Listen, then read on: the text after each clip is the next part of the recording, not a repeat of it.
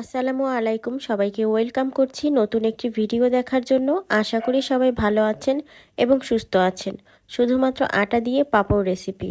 এই পাঁপড়টা খেতেও কিন্তু ভীষণ টেস্টি, তাছাড়া একবার তৈরি করে বছর জুড়ে সংরক্ষণ করতে পারবেন।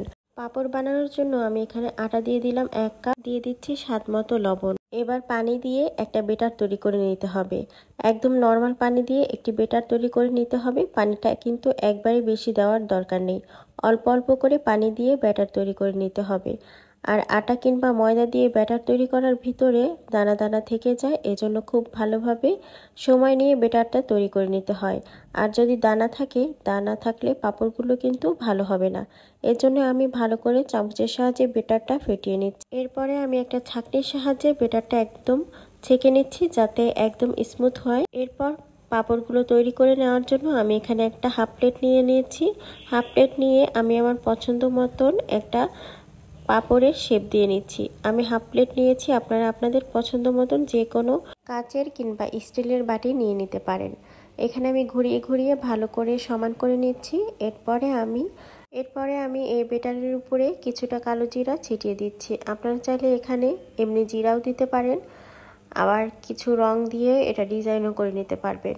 তো এরপরে আমি একটা কড়াইয়ের ভিতরে কিছু পানি দিয়ে তারপরে স্ট্যান্ড দিয়ে এই প্লেটটা রেখে তার উপরে আমি ঢাকনা দিয়ে ঢেকে দিচ্ছি। জাস্ট 2 মিনিট রাখলেই এটা সিদ্ধ হয়ে যাবে। তারপরে আমি এটা তুলে নিচ্ছি। তুলে নিয়ে হালকা ঠান্ডা করে আমি এটাকে ফ্রিজ থেকে আলাদা করে নেব। সাইডে আমি একটু ছুরি দিয়ে কেটে নিচ্ছি, যাতে খুব সহজে আমি এটা তুলতে পারি। এরপরে আমি একটু টান দিয়ে এটাকে তুলে নিব। হালকা করে টান দিতে হবে, না হলে কিন্তু ছিঁড়ে যাওয়ার সম্ভাবনা থাকবে। এভাবে আমি সবগুলো পাঁপড় দেখুন, দেখতে কিন্তু অনেক সুন্দর হয়েছে। সবগুলো পাঁপড় আমি একইভাবে বানিয়ে নিব। তো বানিয়ে নেওয়া হয়ে গেলে আমি একটা ঝুড়ির ভিতরে সবগুলো পাঁপড় দিয়ে দিচ্ছি। দিয়ে আমি রোদে শুকিয়ে নিয়েছি। আমি একদিন পুরো কড়া রোদে শুকিয়ে নিয়েছি, তাতেই সবগুলো একদম শুকিয়ে গেছে।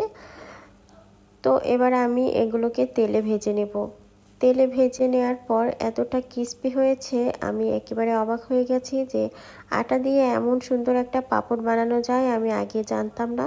আগে জানলে আমি অনেকবার বানিয়ে খেতাম। তো আপনারাও বাসায় চেষ্টা করবেন এটা বানিয়ে খাওয়ার জন্য। বাইরে থেকে কিনে খাওয়ার থেকে বাসায় বানিয়ে খাওয়ার কিন্তু বিকল্প নেই। দেখতেই পারলেন কত সহজভাবে আমি এই রেসিপিটা করেছি। আর পাঁপড়টা বানানো এতটাই সোজা আর খেতেও এত মজা। তো সবাই ভালো থাকবেন। আজকে এই পর্যন্তই। কেমন লাগলো ভিডিওটা অবশ্যই কিন্তু কমেন্ট করে জানাতে ভুলবেন না। আল্লাহ হাফেজ।